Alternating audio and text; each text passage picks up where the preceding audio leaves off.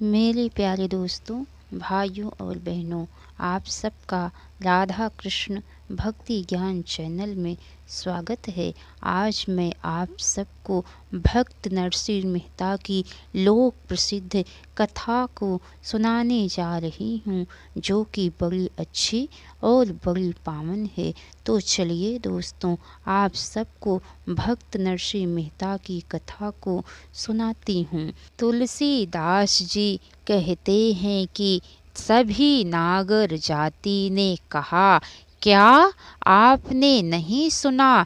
यह तो सब लोग जानते हैं कि वह कल भजन का बहाना करके रात भर एक अंत्यज के घर निसंकोच पड़ा रहा।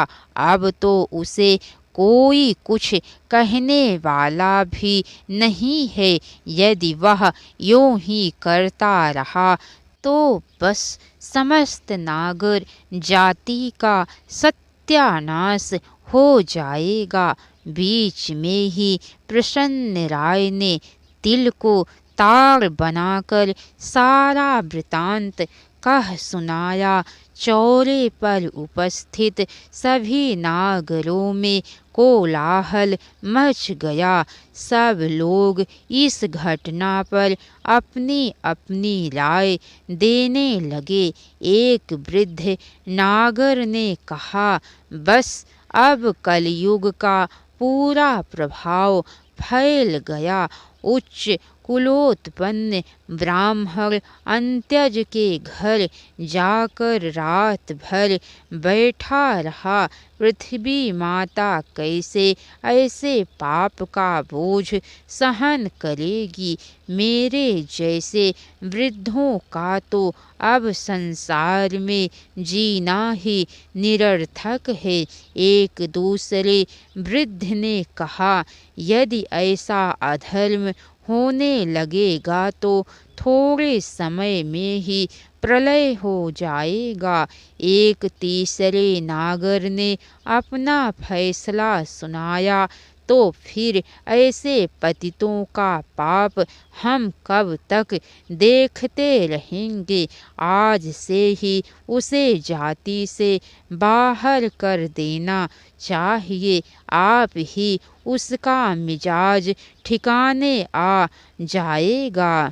कुछ लोगों ने कहा है कि वह तो भजन करने गया था, वहाँ कोई खान पान की बात तो थी नहीं, फिर क्यों ऐसा किया जाता है? परंतु नगाड़े के सामने तूती की आवाज कौन सुनता? उपस्थित सभी जाति नेता इस बात पर सहमत हो गए। सबने यह निश्चय किया कि आज से नरसिंह मेहता जातिच्युत समझा जाए और उसके साथ खान पान आदि व्यवहार बंद कर दिया जाए।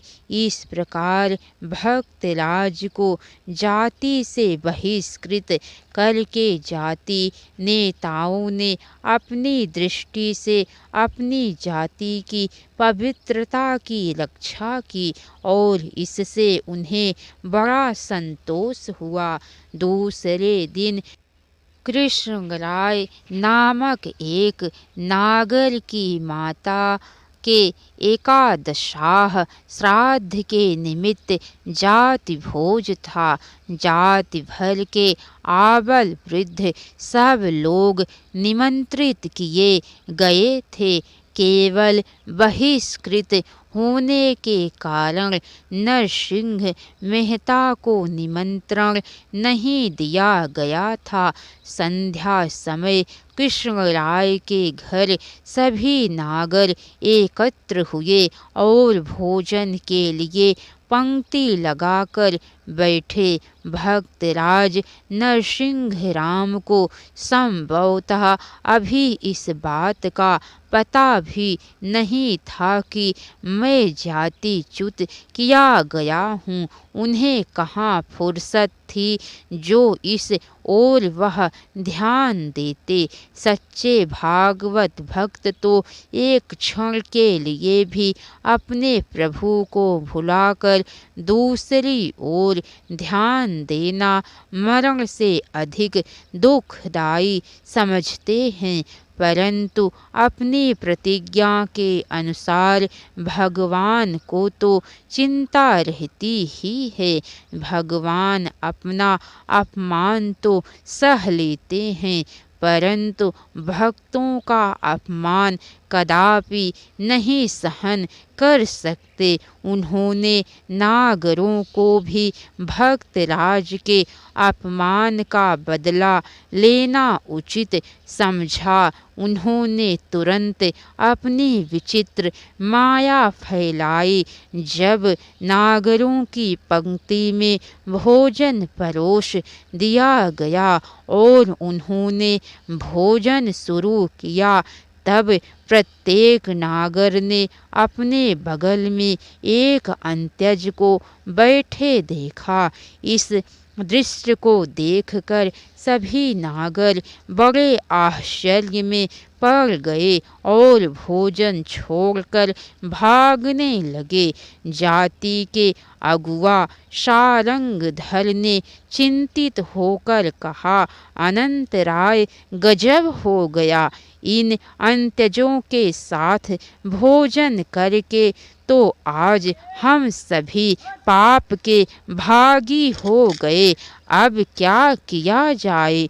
हम लोगों को तो गंगा स्नान करके प्रायश्चित करना पड़ेगा। इस पाप से छूटने का क्या कोई और उपाय है? सारंगधर जी, भक्त नरसिंह राम को जाति से अलग करने का ही यह परिणाम मालूम होता है।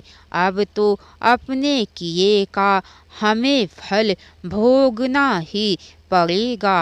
अनंतराय ने कहा, तो क्या यह सब उसी जादूगर के हथकंडे हैं? सारंगधर ने उत्सुकता पूर्वक पूछा। नहीं भाई, ऐसी बात नहीं है। नरसिंह राम भगवान श्री कृष्ण के एक निष्ठ सच्चे भक्त हैं। प्रायश्चित द्वारा हम अन्य पापों से तो कदाचित छूट सकते हैं, परंतु एक सच्चे भक्त के प्रति किए गए अपराध रूप पाप से गंगा स्नान करने का या अन्य प्रायश्चित करने से कदापि हमें मुक्ति नहीं मिल सकती। यदि मेरी बात पर किंचित भी विश्वास हो तो शीघ्र उन वीतराग महात्मा के चरणों में प्रणाम करके उनसे क्षमा याचना करो तथा उन्हें जाति में मिलाकर अपने साथ भोजन कराओ। हमारे अपराध का यही प्रायश्चित है। अनंतराय ने स्पष्ट रूप में सुना दिया। अनंतराय नरसिंह राम के मामा लगते थे। विद्वता, वाक्पटुता तथा नम्रता आदि सद्गुणों के कारण समग्र जाति में उनका बड़ा मान था। अतः जाति के सब लोगों को उनके वचनों पर विश्वास हो गया। जाति के 2-4 प्रतिष्ठित पुरुष उसी समय नरसिंह राम के घर गए। उस समय नरसिंह राम भगवान को नैवेद्य समर्पित कर रहे थे। आगंतुक जाति नेताओं ने उन्हें वंदना करके क्षमा याचना की तथा जाति भोज में सम्मिलित होने की प्रार्थना की। भाइयों, आप इतनी विनती क्यों कर रहे हैं? ऐसी प्रार्थना तो भगवान से ही करनी उचित है। मैं तो आप लोगों का एक तुच्छ सेवक हूँ, मेरे अंदर कोई विशेषता नहीं। नरसिंह राम ने नम्रता पूर्वक निवेदन किया। वास्तव में जो सच्चे भक्त होते हैं वे भूल करके भी अभिमान नहीं करते।